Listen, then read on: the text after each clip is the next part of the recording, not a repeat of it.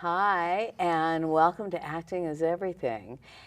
Today I'm talking with one of my favorite friends who has had a long career as a casting director, an actress, a coach, Agent. agent. She writes a book, Actors Working, which is a wonderful resource on really promoting your career and how to get going no matter where you're living. So please welcome Clair Sinnet. Hi, Judy. Hi. And we were just talking, we did this about 20 years ago in Yes. the old version. That's right, we were 10. Yes. and at that time we had students on and you were instructing them. That's And right. it was a big production. I remember. Yes. Yes. I'm a little more two-person now. Well, it's more intimate that That's way. We know right. that. That's right. So the book is, there's a CD included Yes. in the book. And what's on the CD? The CD is a template for preparing your marketing plan. So as you go through each chapter of the book, you can actually enter all of your research and all of your findings and all of your comments, which leads up to the template for the marketing plan. Wow. So I firmly believe that an actor needs to have their training and passion in one hand and their marketing plan in the other. Now, the training, you've taught internationally Yes. for years. What is it that you find in common in other countries, in this country, with actors? The thing that's good and the thing that's bad. Well, the good is that actors are universal. They're compassionate. They're passionate about their acting. They're excited about what they're doing. One thing that I've found that they have in common is that most people in the world, work to retire, and they live to retire. Where in the acting profession, we live to work. So I think that that's certainly something that we all have in common. We don't think about retiring. All we think about is working, and there is an excitement about what we do and Well, you're doing a one-woman show. Yes, I am. This is my second one-woman show. Right. Yeah, my first was Marilyn Monroe, had she lived. Nothing like playing an aging Marilyn. And this one is also based on a true story. It's about a woman that lived through the Holocaust, a Polish woman, non-Jewish, who rescued and harbored 3 Jewish children. And over the years, they were her children. And the men, up until the day she died, referred to her as their mother. Wow. So it's quite a. So this is something that you're developing. No. Didn't write it, didn't develop it. Same thing with the other one. No, I was simply cast. Oh. Okay. And we're going to be going into a staged reading mid-May. Great. Yeah, so I'm looking forward to it. Yeah. Wow. So, so you continue. Do you still do the same type of marketing for yourself as an actress? I'm going to. I'm just coming off of, many years of teaching at a university, teaching internationally, coaching and teaching here in LA.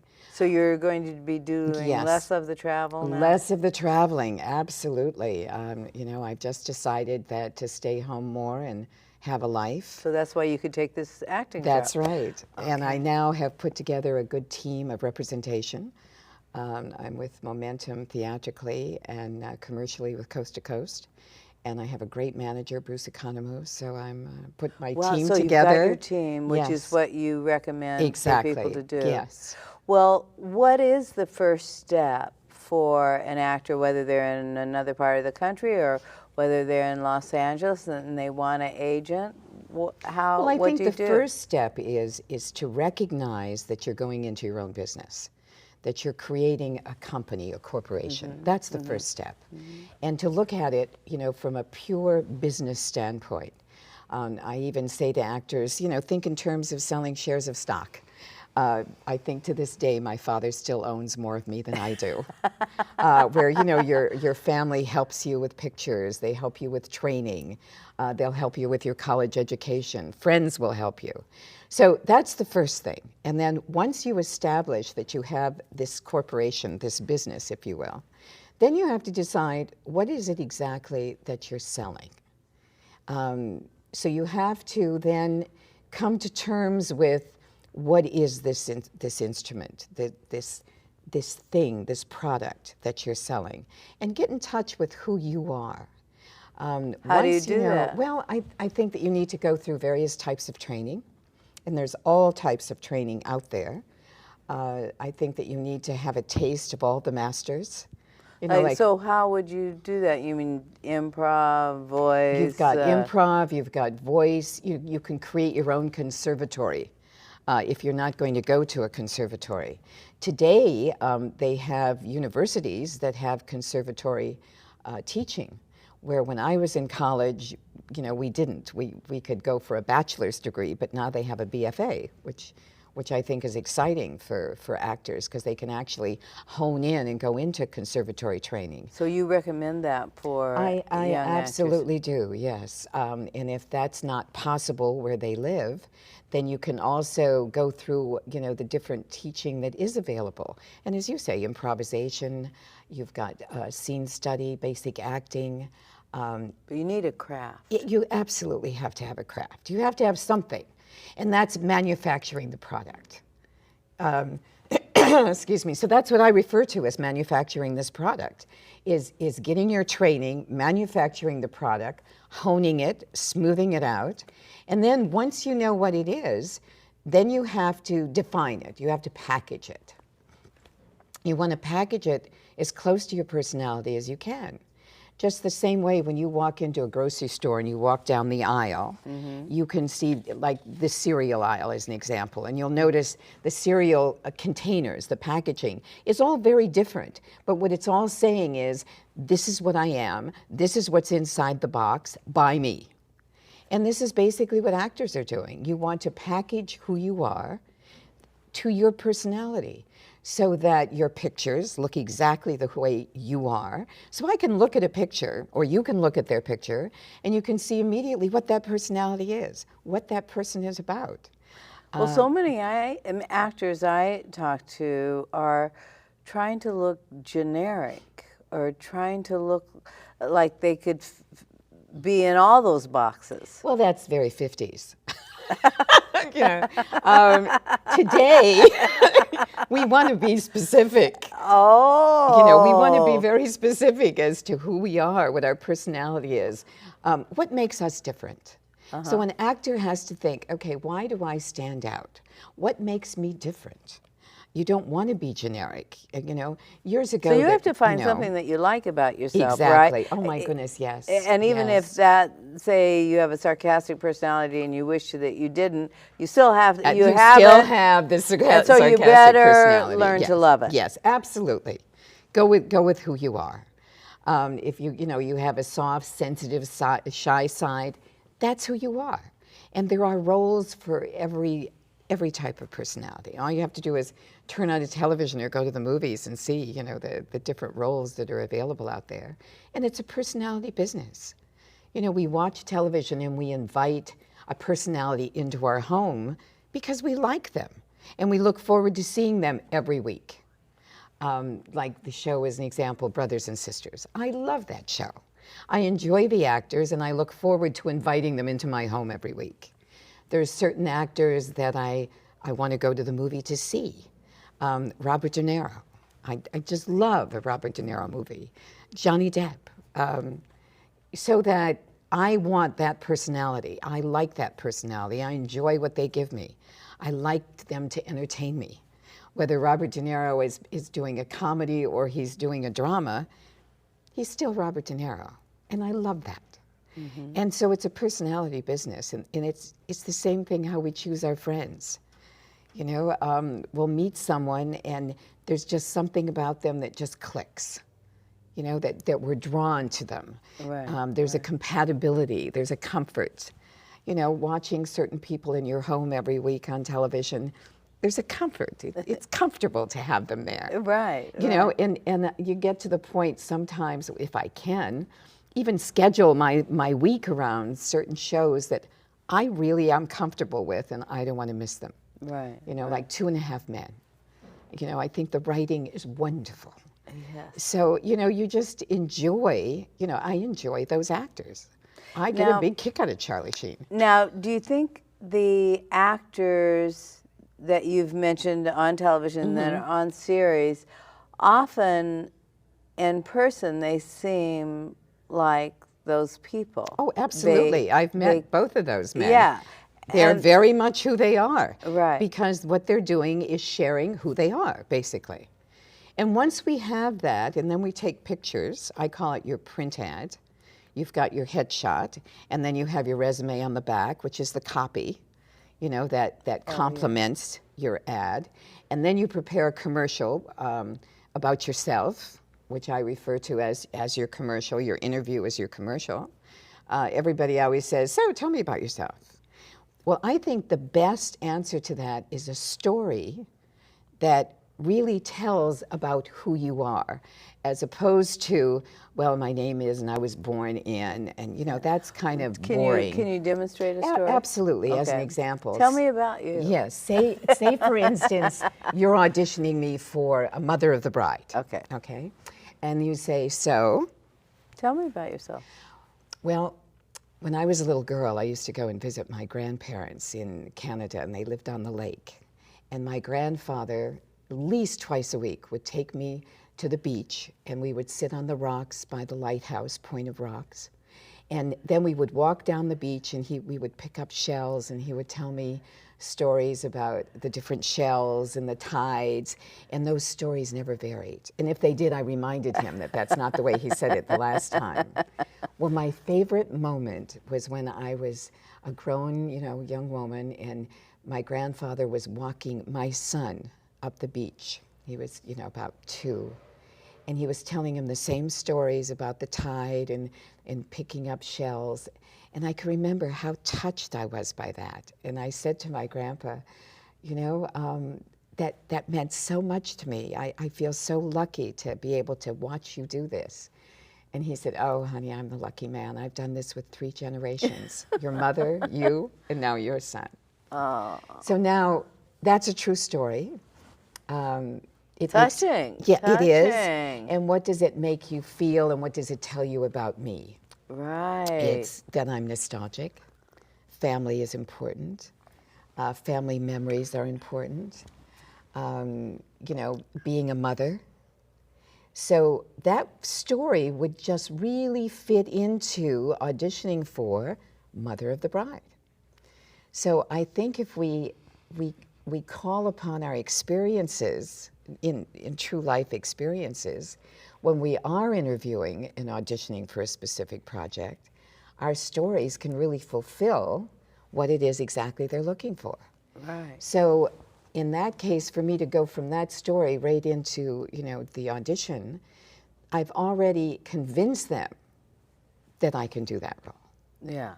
So you are that role. Exactly. So I think that's why the answer to, so tell me about yourself, if we really think about who we are, and we have so many stories, depending upon the role that we're auditioning for. So if you get an audition for the Mother of the Bride or for the gang leader, you would, I would say, probably rehearse that story, figure out the story that you were going to tell. No. You don't want to rehearse it, because then it doesn't sound like you're just talking But off I the mean, top of your wouldn't head. you have to have gathered that story together ahead of time? I think you just have to think about, okay, Mother of the Bride. Well, I only have one son, so I'll never be the Mother of the Bride. But how can I bring, you know, what can I bring to the table? You know, my family, my memories, I'm nostalgic. Right. One of the most important things in my home is the set of my grandmother's dishes. So, you know, if you really think about who you are and the things that are important to you and your experiences and your memories, you have a whole wealth of things that you So, can but talk that still about. is preparation. Yes, just thinking about, Yeah. having a, an idea. And that, well, and it's important to be able to tell a story well, isn't it? I Because think actors should be pretty good storytellers. If they're not, maybe they should do something else, because that's basically what this business is telling a story. When you pick up a script, what you're really doing is telling the story. So that's what we are. We're storytellers. I think that, who better to tell a funny joke than a stand-up comedian. So I think, yeah, we definitely have to be able to tell a story well. But I think if we're genuine, sincere, and really get into, what we're talking about, then I think that the story comes across. what do you tell the actors that you meet in Los Angeles, of course, but in your travels, who are pursuing a dream?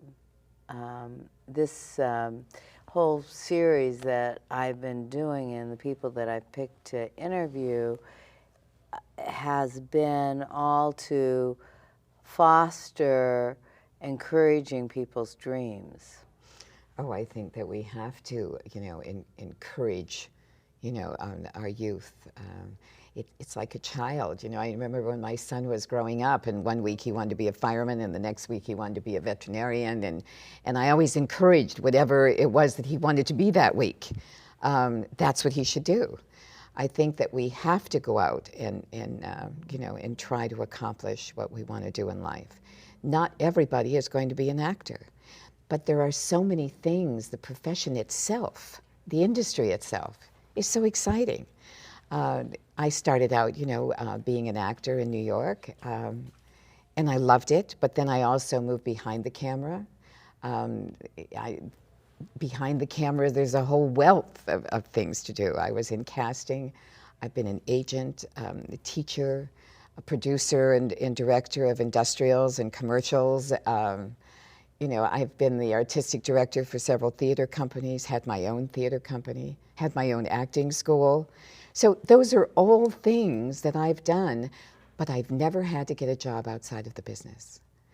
And I love the business. I love the industry. And I think there's the true key to whether you should stay in this industry, is if you love it enough to just be in the industry.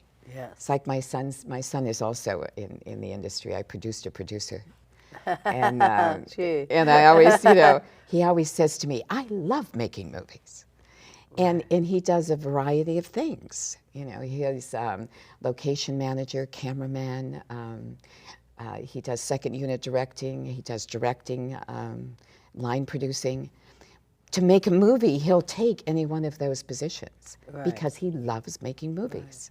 Right. And most of us in this business have to do, so if we want to make a living, do several different play different types of roles in this business. Yes, I too feel very lucky to have sustained in this business. Exactly, and you've never had to go out of it. No. Even the books that we've authored, right, they're still about the business and in the business. Right. Yes. Absolutely. Yeah. So I think if you love the business, then you're going to be in it. Right. So I always say to actors, be passionate about being an actor, but also be open to enjoying a life in this industry because it's most enjoyable. Well, very often people will apologize for, they're a wonderful actor, they're doing something, and I'll say, oh, your acting is just so wonderful. And I say, well, I'm just a waiter at the and I think that they need to realize that there's positive in everything.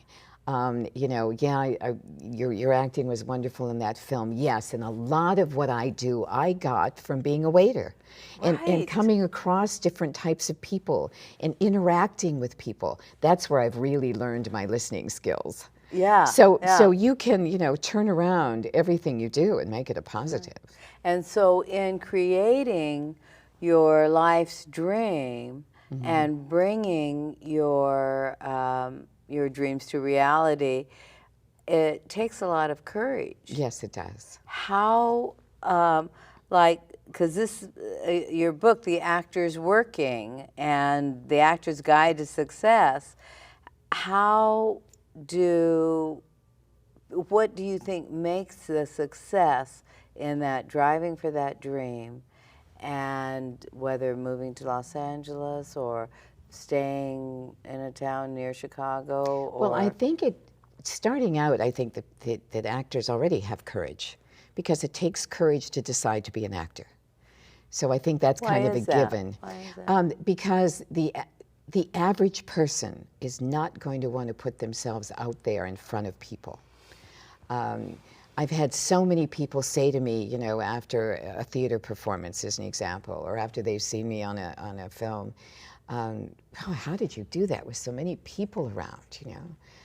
Well, you don't think about it because you get absorbed in what you're doing. But I think that it takes courage, you know, to be able to even want to do that, much less get up and do it. By nature, I'm very shy. If I go to a party, for instance, it's very difficult for me to meet people at the party. I'm usually the one that will sit with the one person I came with. I found that many actors are shy. Me too. Yeah, that it's not uncommon at all. And yet I'll get up and lecture in front of 500 people and think nothing of it, because I'm talking about what I know, what I love, and I'm in the industry. I think that no matter what people do, you know, they should enjoy it. If you're a lawyer, you should love it. If you're a doctor, you should love it. I think people change professions because they decide, I don't really love this, which is fine. But I think that it takes courage to make the decision to be an actor, courage to stay in it. I think no matter what profession you're in, it takes courage to follow a goal. I think that's hard. You know, it's hard to get up every morning and decide, okay, I'm going to pursue this today. But one of the things that I talk about in the book for actors, to have a little more control into what they're doing, is that I give you a day by day, you know, ideas of what to do and how to do it, so that every day you're doing a little bit more to further your career and to create that marketing plan. So. Wow, so you do have to, you were talking about this as a business, so it is that self-motivated Yes. business, and I suppose you believe in goal setting. I do, absolutely, but I especially self-motivation. This is not the profession for someone that needs somebody to tell them constantly what to do. And there are many people that are really good at what they do, working for other people and taking direction. But this is a business that you have to motivate yourself. You have to get up in the morning and decide, okay, today I'm going to write 5 theatrical agents. Or today I'm going to read this script, or today I'm going to come up with some more wonderful nostalgic moments in my life. So that you, or cover letters. I never believe in mass mailings. I think that it's like throwing spaghetti on the wall and saying, whatever sticks, I love you. But, you know, it's really important to have good cover letters. To me, a good cover letter is 2 paragraphs. The first paragraph is saying, this is why I'm writing you. And the second paragraph is, this is who I am. So I think that every picture and resume you mail must have a good cover letter. And it's like, personal, you know, too. Yes, You absolutely. know you're mailing it and to, and today why. it's so easy to know these people. All you have to do is look them up on the internet. And you know what I call the 4 sensitive areas. You know their hometown, because no matter where we live, we always remember our hometown. Our alma mater, no matter what we do in life, we always remember our high school and our college. If they're a parent, I have never met a parent yet where I say, do you have children? And they say yes. You know, I mean, immediately you go into, Yes. you know, how many you have and what they are and what they're doing. Pets. I've never met a pet owner that you say, do you have pets? Yes. No. No, of course they just ooze about, you know, their pets. So I think on the internet today you can find out these things about people and incorporate them in a cover letter so that the person knows you're writing to them. Because when I get Dear Occupant, I throw it out. Yeah. Well, it's the same thing Who if I cares? get, you know, I did casting here in LA for many years. Yes. And I used to get, "Dear casting director," No. or, "Hi, I'm new to LA." Well, and, you know, so I think it's important to personalize. I do too. Well,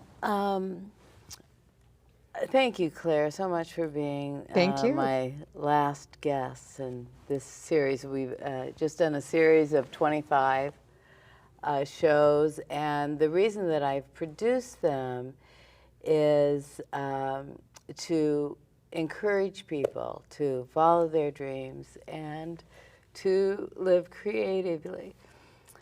So I guess what I'm going to say is hard. My husband, Ron Goro, passed away a couple of weeks ago. And he was a musician and lived his life completely creatively. In fact, he was creating a class we teach for a week in the summer, and he was creating a new class on living your life creatively and how to do that. And he had figured out how he just slept a few hours a night and how he could give, while he was making a living, proofreading music and arranging and doing things for other people, he was also writing. He was also doing all that he needed to do to live creatively, besides taking care of me, which was not an easy job. We had a great time together. We were married 25 years. And so I did want to dedicate this whole series that I've done to his memory and to the other people who want to follow their dreams. His life was shortened, but he lived it fully every minute. Luckily, he wasn't sick or anything. He just took his last breath. And I also want to thank Denise George for her consulting and helping me get all these things looking the way that I wanted to, and especially we're at Time Warner and Van Nuys, Mark Bryant. He's been a great director, and it's been a great time.